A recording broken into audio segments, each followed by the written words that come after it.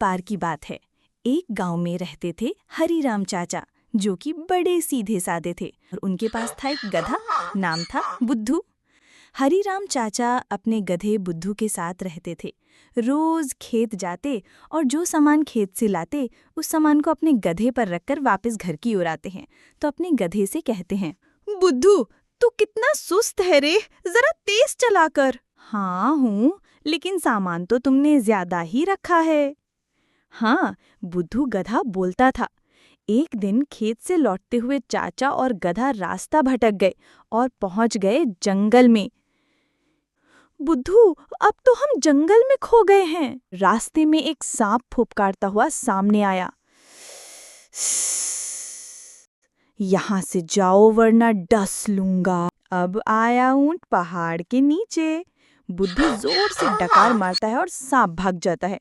बुद्धू, तूने तो कमाल कर दिया। थोड़ी देर में बंदरों का झुंड आया और चाचा के हाथ से खाने की टोकरी ले भागा। चाचा रोते हुए, अरे मेरा खाना, अब तो भूखे मरेंगे। एक मिनट, मुझे कुछ ऐसा करना होगा कि मैं इन बंदरों से खाना की टोकरी वापस ले लूं। तो फिर क्या, बुद्धू ने कुछ आम नीचे रखे और फिर थोड़े पीछे आए और बंदरों ने आम देखकर खाने की टोकरी वहीं रखी और आम की तरफ आम उठाने दौड़े। फिर चाचा और गधे ने खाना की टोकरी उठा ली। कई मुश्किलों के बाद चाचा और बुद्धू गांव लौटे।